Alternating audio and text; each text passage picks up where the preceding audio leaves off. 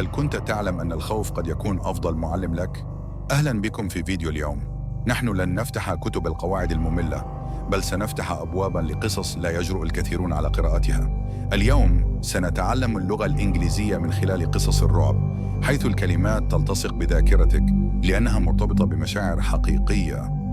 حضر قهوتك، أغلق الأضواء، واستعد لتطوير لغتك بينما ترتجف أطرافك. لنبدأ. We were stranded in the middle of a savannah. Something was following us, left stranded in the middle of nowhere. Brad and I have no choice but to follow along the dirt road in the hopes of reaching any kind of human civilization. Although we are both terrified beyond belief, I try my best to stay calm and not lose my head. But Brad's way of dealing with his terror is to both complain and blame me for the situation we're in. I told you coming here was a bad idea, and now look where we are. I don't even bloody know where we are. Well, how the hell did I know this would happen? I say defensively. Really? And you're the one who's always calling me an idiot.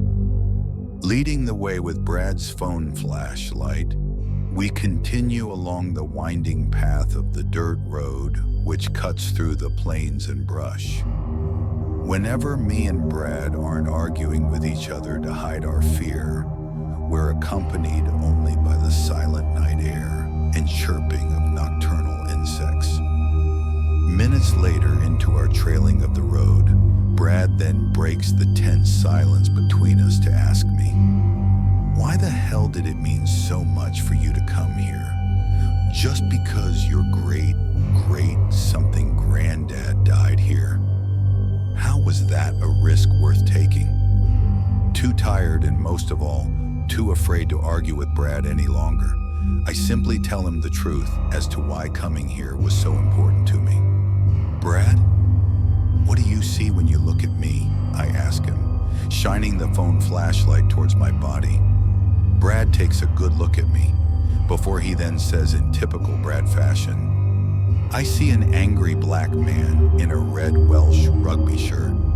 Exactly, I say. That's all anyone sees. Growing up in Wales, all I ever heard was, you're not a proper Welshman because your mum's a Nigerian. It didn't even matter how good of a rugby player I was. As I continue on with my tangent, I notice Brad's angry, fearful face turns to what I can only describe as guilt, as though the many racist jokes he said over the years has finally stopped being funny. But when I learned my great-great-great-granddad died here fighting for the British Empire, oh, I don't know, it made me finally feel proud or something. Once I finished blindsiding Brad with my motives for coming here, we both remain in silence as we continue to follow the dirt road. Although Brad has never been the sympathetic type, I knew his silence was his way of showing it, before he finally responds, yeah, I kinda get that. I mean, Brad, hold on a minute, I interrupt before he can finish. Although the quiet night had accompanied us for the last half hour, I suddenly hear a brief but audible rustling far out into the brush. Do you hear that? I ask. Staying quiet for several seconds, we both try and listen out for an accompanying sound. Yeah, I can hear it, Brad whispers. What is that? I don't know. Whatever it is, it sounds close by. We again hear the sound of rustling coming from beyond the brush.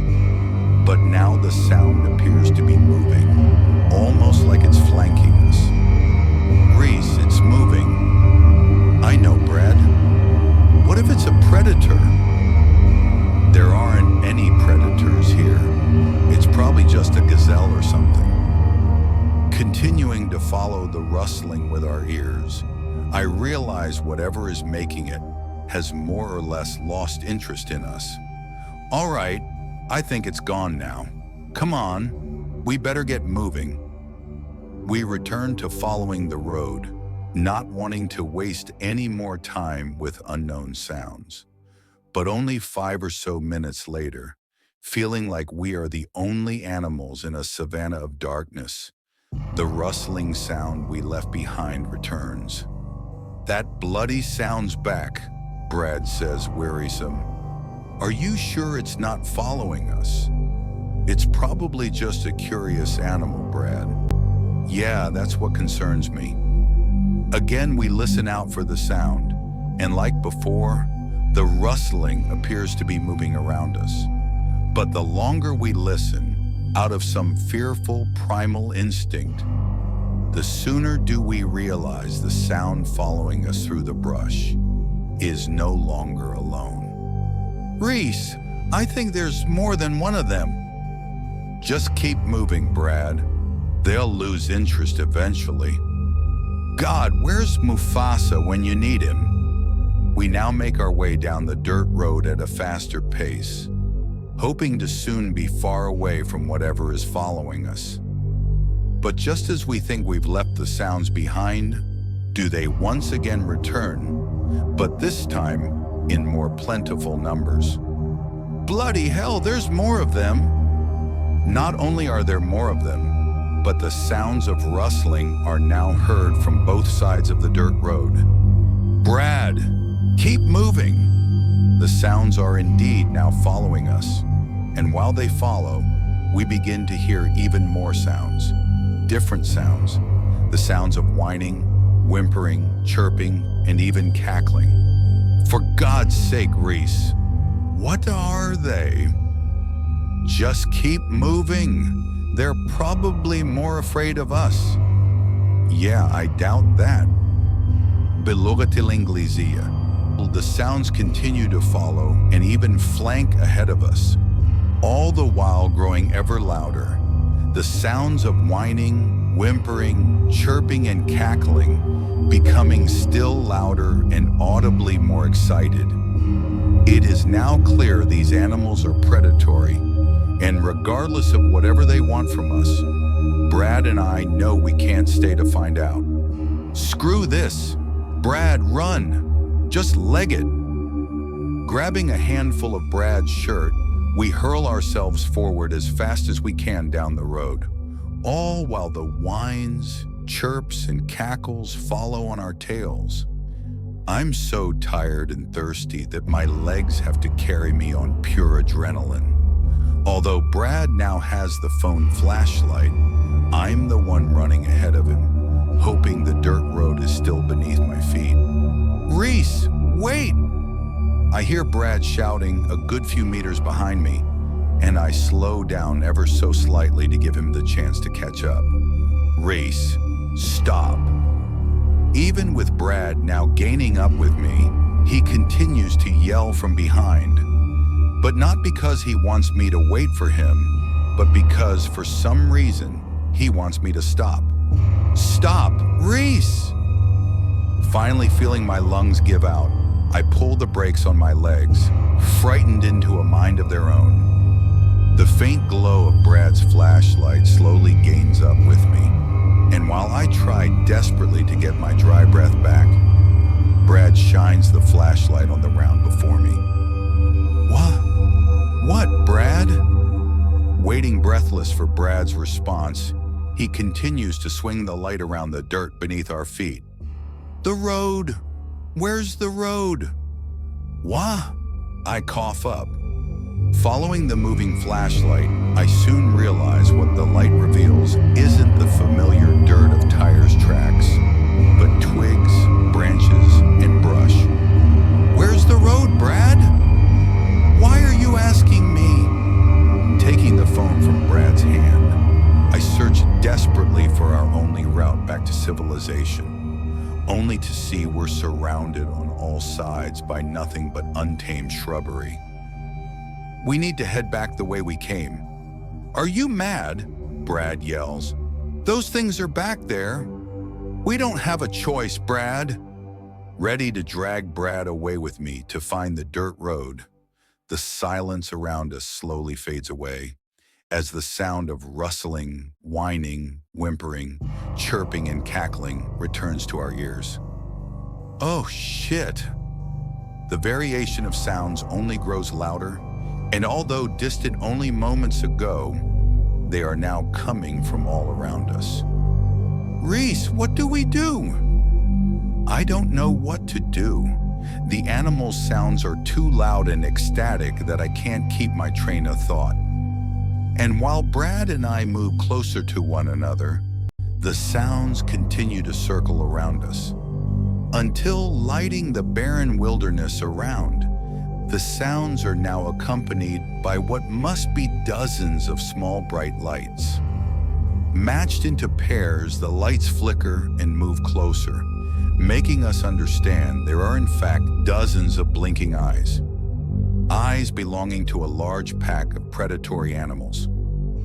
Reese, what do we do? Brad asked me again. Just stand your ground, I say, having no idea what to do in this situation. If we run, they'll just chase after us. Okay. I could feel Brad's body trembling next to me. Still surrounded by the blinking lights, the eyes growing in size only tell us they are moving closer. And although the continued whines, chirps, and cackles have now died down, they only give way to deep, gurgling growls and snarls, as though these creatures have suddenly turned into something else.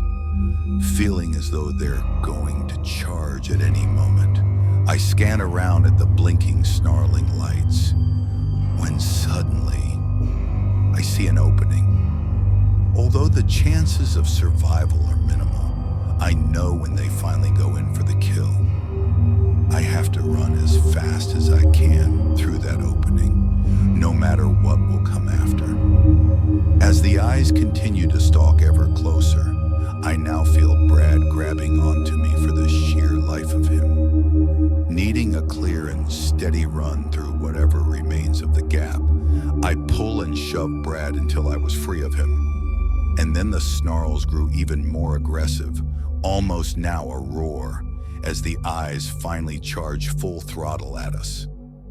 Run! I scream, either to Brad or just myself. Before the eyes and whatever else can reach us, I drop the flashlight and race through the closing gap. I can just hear Brad yelling my name amongst the snarls, and while I race forward, the many eyes only move away, in the direction of Brad behind me. Reese!